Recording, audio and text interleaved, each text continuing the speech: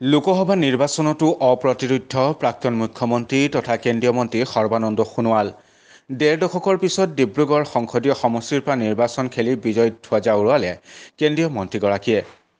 BJP প্ৰাৰ্থী সৰ্বানন্দ সোণোৱালে প্ৰায় ৩ লাখ ভোটৰ ব্যৱধানত পৰাস্ত কৰিলে অসম জাতীয় পৰিষদৰ সভাপতি তথা বিৰোধী ঐক্য মঞ্চৰ উমৈহতীয়া প্ৰাৰ্থী লুৰিণজ্যোতি গগৈ।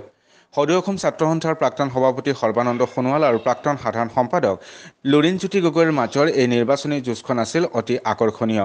কিন্তু কা বিৰোধী আৰু কা সমৰ্থকৰ মাজত চলা এই নিৰ্বাচনী যুঁজখনত সহজে পৰাজয় স্বীকাৰ কৰিলে জাতীয়তাবাদী শিবিৰৰ অন্যতম মূল খুঁটা লুৰিণজ্যোতি গগৈয়ে। অৱশ্যে লুৰিণৰ শক্তিশালী যুঁজৰ বাবে আশা কৰা ধৰণে ফলাফল দেখুৱাব নোৱাৰিলে বিজেপিৰ প্ৰাৰ্থী সৰ্বানন্দ সোণোৱালে।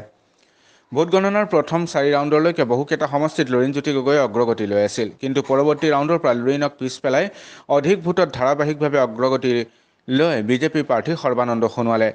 ইফালে সৰ্বানন্দ সোণোৱালৰ বিজয়ৰ পিছতে দলীয় সমৰ্থকসকলে লাহোৱাল পলিটেকনিকত এক উৎসৱমুখৰ পৰিৱেশৰ সৃষ্টি কৰে।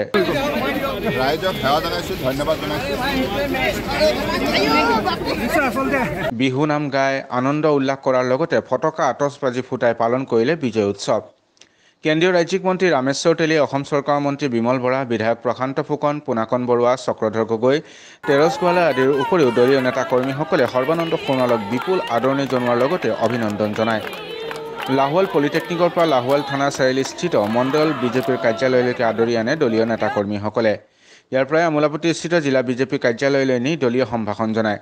ইফালে কেন্দ্ৰীয় মন্ত্ৰী সৰ্বানন্দ সোণোৱালে বিজয়ী হোৱাৰ পিছতে সংবাদ মাধ্যমক উদ্দেশ্যি কয় যে ডিব্ৰুগড় লোকসভা সমষ্টিৰ ৰাইজক তেওঁ আন্তৰিকতাৰে শ্ৰদ্ধা আৰু কৃতজ্ঞতা জ্ঞাপন কৰে।